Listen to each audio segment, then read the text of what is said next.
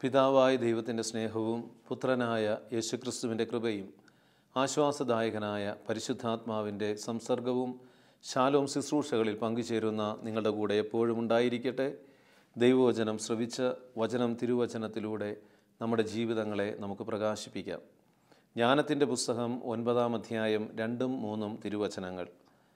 ജ്ഞാനത്താൽ അവിടുന്ന് മനുഷ്യന് രൂപം നൽകി, സൃഷ്ടികളുടെ മേൽ ആധിപത്യം വഹിക്കുവാനും ലോകത്തെ വിശുദ്ധിയിലും നീതിയിലും ഭരിക്കുവാനും ഹൃദയപരമാർത്ഥതയോടെ വിധികൾ പ്രസ്താവിക്കുവാനുമാണല്ലോ അവിടുന്ന് അവനെ സൃഷ്ടിച്ചത്.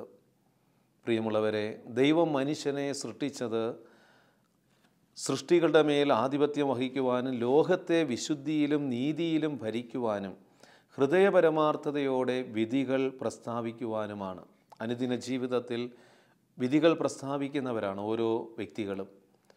എങ്ങനെയാണ് വിധികൾ പ്രസ്താവിക്കേണ്ടതെന്ന് തിരുവചനത്തിലൂടെ ദൈവം നമ്മളെ ഓർമ്മിപ്പിക്കുകയാണ്.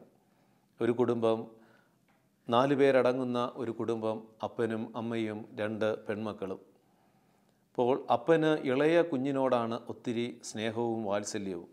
കാരണം 7 വയസ്സിൻ്റെ ഡിഫറൻസ് ഉണ്ട് ഈ മക്കളുടെ വയസ്സിൽ. കാരണം മൂത്ത കുഞ്ഞ് ജനിച്ച് 7 വർഷം കഴിഞ്ഞിട്ടാണ് ഇളയ കുഞ്ഞിനെ കിട്ടിയത്.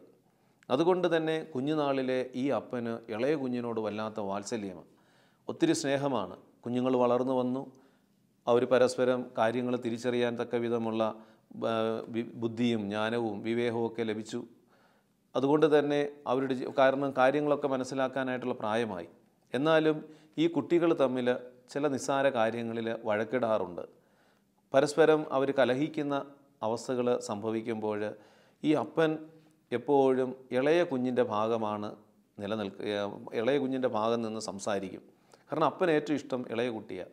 അപ്പോൾ ഇവർ തമ്മിൽ വഴക്കിട്ടിട്ട് ഇവർ പരാതികളുമായിട്ട് 2 പേരും അപ്പൻ്റെ അടുത്ത് ഓടിയെത്തുമ്പോൾ അപ്പൻ പറയും, അവൾ കൊച്ചുകുട്ടിയാണ്, നീയാണ് ചെയ്യേണ്ടത്, നിൻ്റെ ഭാഗത്താണ് തെറ്റ്, അവൾ ചെയ്തത് തെറ്റല്ല. എപ്പോഴും ഇളയ മകളെ ഇങ്ങനെ പ്രൊട്ടക്റ്റ് ചെയ്യുന്ന ഒരു സ്വഭാവം ഈ അപ്പൻ്റെ ഉള്ളിലുണ്ടായിരുന്നു. എന്നാൽ ഒരു ദിവസത്തെ അദ്ദേഹം ഒരു വചന ശുശ്രൂഷ അതിൽ പങ്കെടുക്കാനായിട്ട് അദ്ദേഹം പോയി. ആ വചന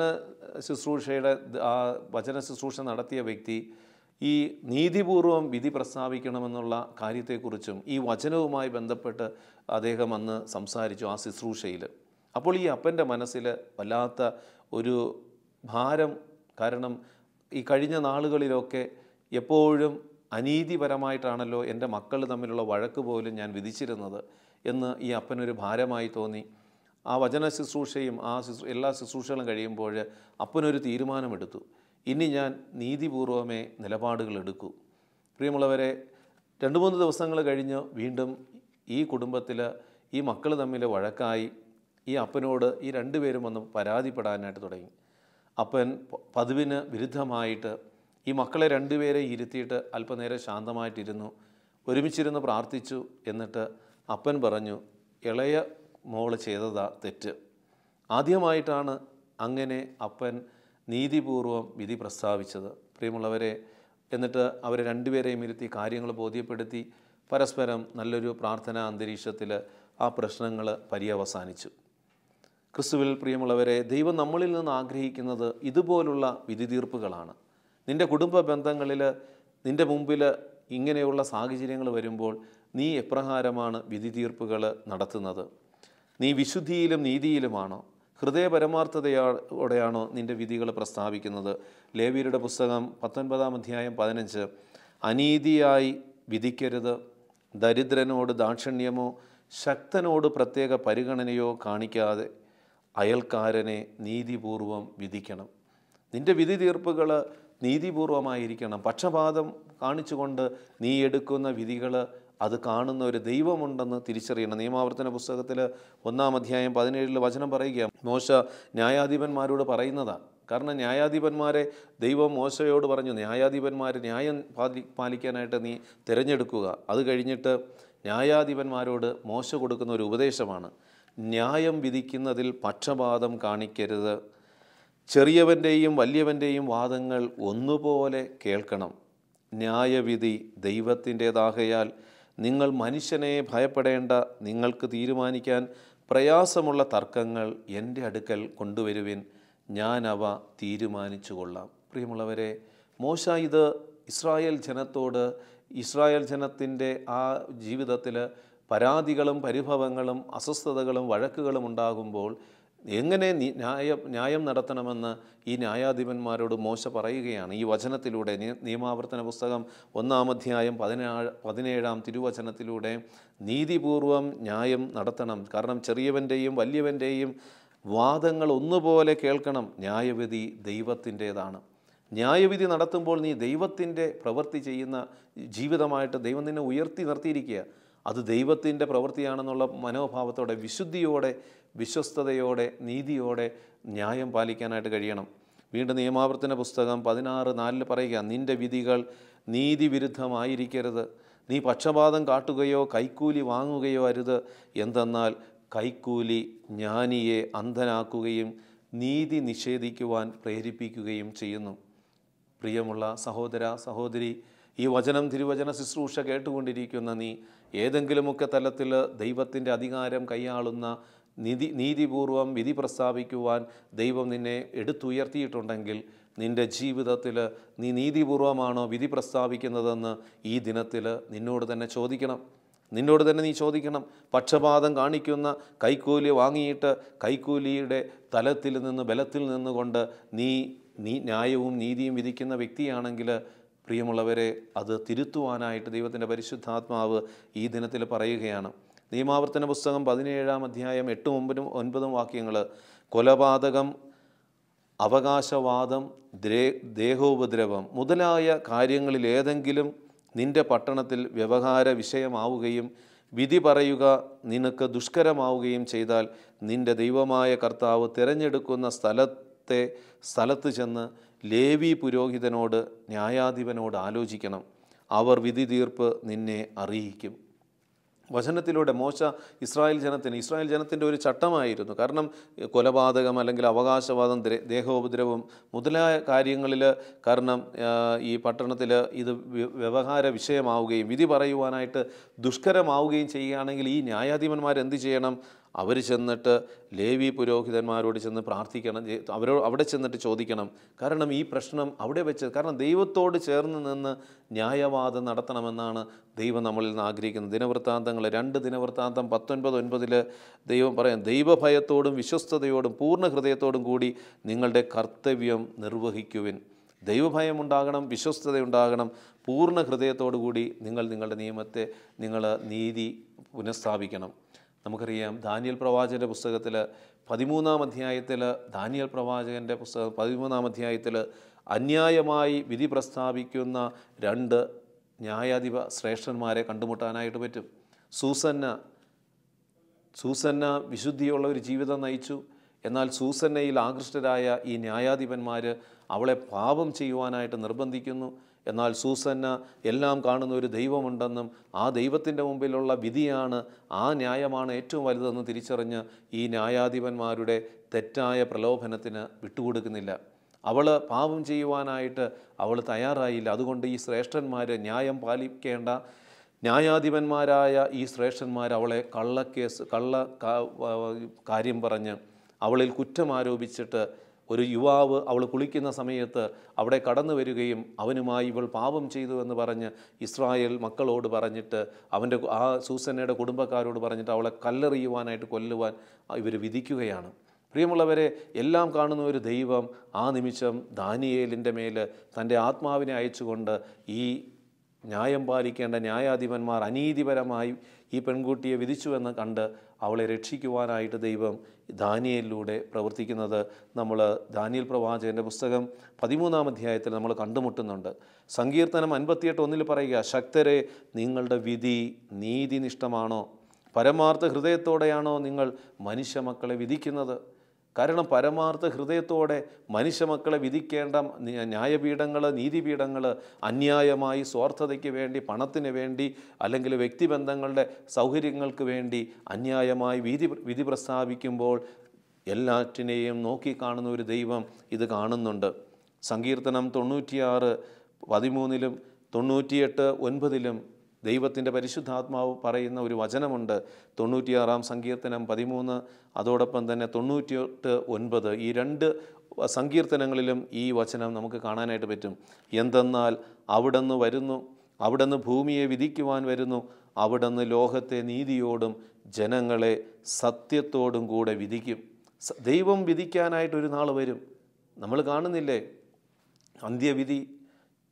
മത്തായിയുടെ സുവിശേഷം 25-ാം അധ്യായത്തിൽ ഈശോ തന്നെ പറയുകയാണ്, അന്ത്യവിധിയാളനായിട്ട് അവൻ കടന്നു വരും. ദൈവം നിന്നെ ഏൽപ്പിച്ച വിധി പ്രസ്താവിക്കുവാനായിട്ട് ദൈവം നിൻ്റെ മേൽ നിക്ഷേപിച്ച അധികാരത്തെ നീ ദുർവിനിയോഗം ചെയ്ത് ദരിദ്രരെ പീഡിപ്പിക്കുകയും അന്യായമായി കള്ളക്കേസിൽ മറ്റുള്ളവരെ കുടുക്കുകയും ഒക്കെ ചെയ്ത ന്യായാധിപൻ്റെ തലത്തിൽ നിന്ന് നീ ജീവിച്ചിട്ട് പോയിട്ടുണ്ടെങ്കിൽ നീതിപൂർവം ദൈവം നിൻ്റെ ജീവിതത്തിലേക്ക് കടന്നു വരും.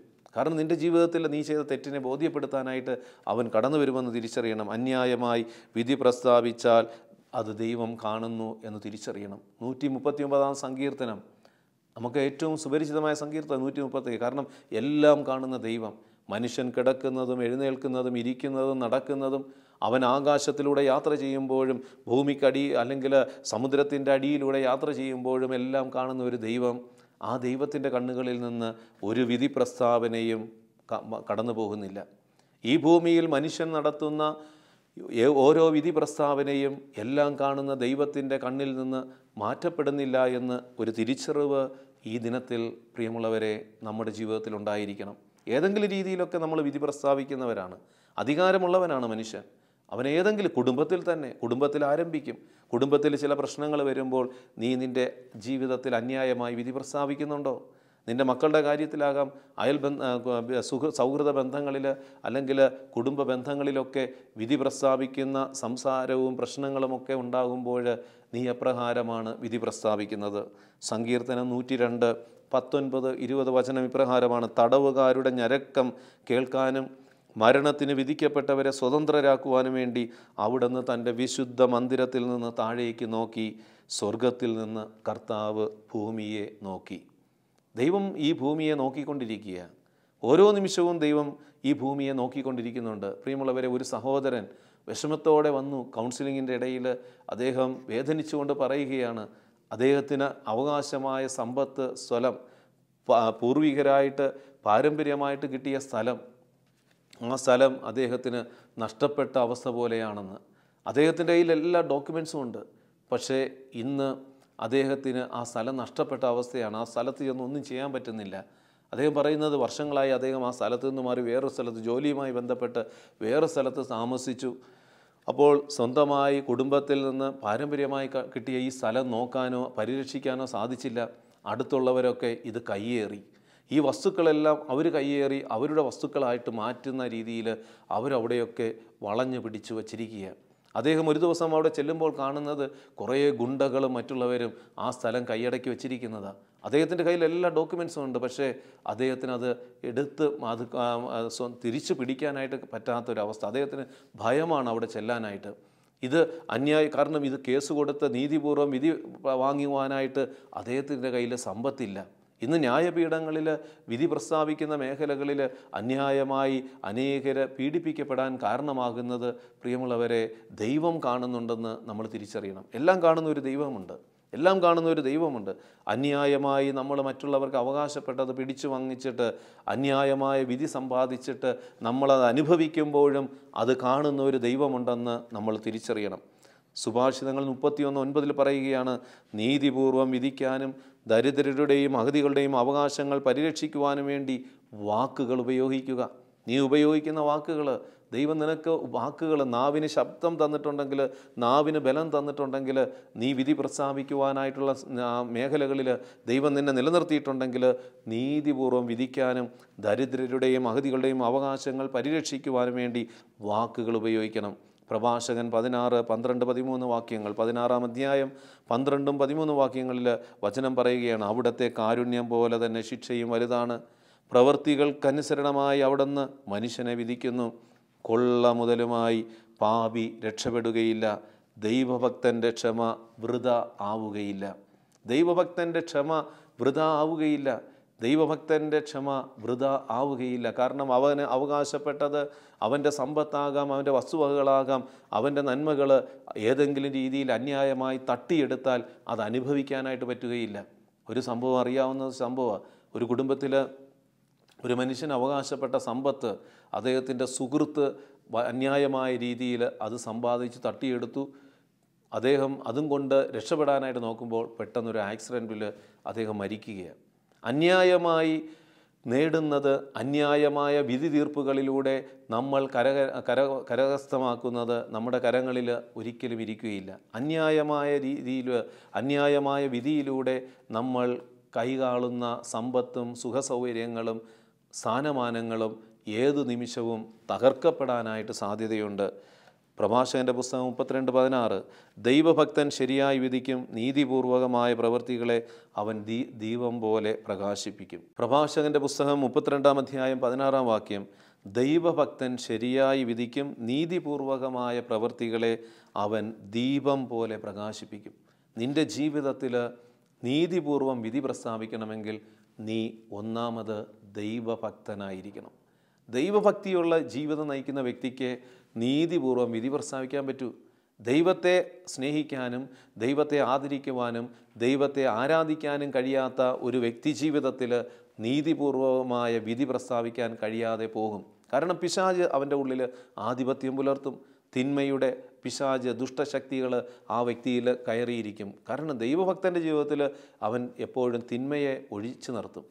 ദൈവഭക്തൻ, ശരിയായ ദൈവഭക്തൻ, അവൻ വിശ്വാസത്തിലും വിശുദ്ധിയിലും നീതിയിലും നിന്നുകൊണ്ട് വിധികൾ പ്രസ്താവിക്കും. യെശയ്യാ പ്രവാചകൻ്റെ പുസ്തകം 10-ാം അധ്യായം 2-ാം വാക്യം വിധവകളെ കൊള്ളയടിക്കുന്നവനും അനാഥരെ ചൂഷണം ചെയ്യുന്നതിനും വേണ്ടി അനീതി നിറഞ്ഞ വിധി പ്രസ്താവിക്കുന്നവർക്കും മർദ്ദനമുറകൾ എഴുതി ഉണ്ടാക്കുന്നവർക്കും ദുരിതം. ഈ വചനം വളരെ ശക്തമായ വചനമാണ്. ഈ വചനം നമ്മൾ ധ്യാനിച്ച് പ്രാർത്ഥിക്കണം ഓരോ ദിവസവും. വിധവകളെ കൊള്ളയടിക്കുന്നതിനും അനാഥരെ ചൂഷണം ചെയ്യുന്നതിനും വേണ്ടി അനീതി നിറഞ്ഞ വിധി പ്രസ്താവിക്കുന്നവർക്കും മർദ്ദനമുറകൾ എഴുതി ഉണ്ടാക്കുന്നവർക്കും ദുരിതം. യെശയ്യാ പ്രവാചകൻ്റെ പുസ്തകം 10-ാം അധ്യായം 2-ാം വാക്യം. പ്രിയമുള്ളവരെ, ദൈവം നമ്മളെ ഈ ഭൂമിയിൽ സൃഷ്ടിച്ചിരിക്കുന്നത് നീതിപൂർവം വിധികൾ പ്രസ്താവിച്ച് വിശുദ്ധിയിലും നന്മയിലും സ്നേഹത്തിലും ജീവിക്കുവാൻ വേണ്ടിയാണ്. അത് നമ്മൾ കൃത്യതയോടെ ചെയ്യുന്നില്ലെങ്കിൽ നമ്മൾ തിരിച്ചറിയേണ്ട ഒരു വലിയ യാഥാർത്ഥ്യമുണ്ട്. ദൈവം നമ്മളെ വിധിക്കും. ദൈവം വിധി നടത്തുന്ന രീതി എങ്ങനെയാണ്? അതുകൂടി ഈ തിരുവചനത്തിൽ നമുക്കൊന്ന് ധ്യാനിച്ച് നമുക്ക് നമ്മുടെ ജീവിതങ്ങളെ അനുഗ്രഹമാക്കാം. ഒന്നാമത് ദൈവം വിധി കൽപ്പിക്കുന്നത് ജെറമ്യാ പ്രവാചകൻ്റെ പുസ്തകം 1-ാം അധ്യായം 16-ാം വാക്യത്തിൽ അവർ ചെയ്ത എല്ലാ ദുഷ്ടതയ്ക്കും ഞാൻ അവരുടെ മേൽ വിധി പ്രസ്താവിക്കും. അവർ എന്നെ ഉപേക്ഷിച്ചു, അന്യദേവന്മാർക്ക് ധൂപമർപ്പിച്ചു, സ്വന്തം കരവേലകളെ ആരാധിച്ചു. നീ എഴുന്നേറ്റ് അരമുറുക്കുക. ദൈവം ജെറമ്യായോട് പറയുകയാണ്. ദൈവം വിധി പ്രസ്താവിക്കുന്നത്, ഒന്നാമത് ദൈവം വിധി പ്രസ്താവിക്കുന്നത് ഈ ഒരു കാര്യത്തിന് വേണ്ടിയാണ്. കാരണം എന്താ?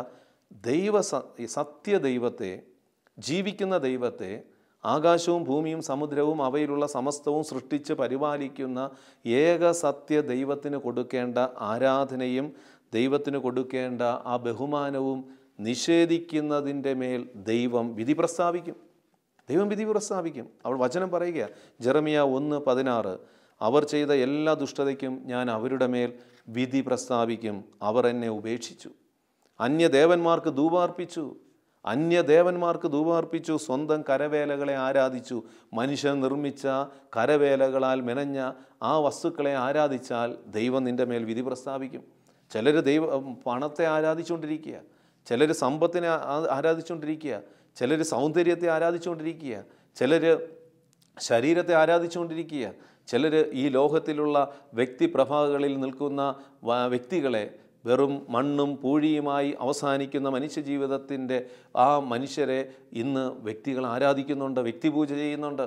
ആ വ്യക്തിപൂജ ചെയ്യുന്നവരുടെ മേൽ ദൈവം വിധി നടത്തും. ജെറമ്യാ പ്രവാചകൻ്റെ പുസ്തകം 2-ാം അധ്യായം 19-ാം വാക്യം നിൻ്റെ തന്നെ ദുഷ്ടതയായിരിക്കും നിന്നെ ശിക്ഷിക്കുക, നിൻ്റെ അവിശ്വസ്തതയായിരിക്കും നിന്നെ കുറ്റം വിധിക്കുക. നിൻ്റെ കർത്താവായ ദൈവത്തെ ഉപേക്ഷിക്കുന്നത് എത്ര ദോഷകരവും കയ്പ് നിറഞ്ഞതുമാണെന്ന് നീ അനുഭവിച്ചറിയും.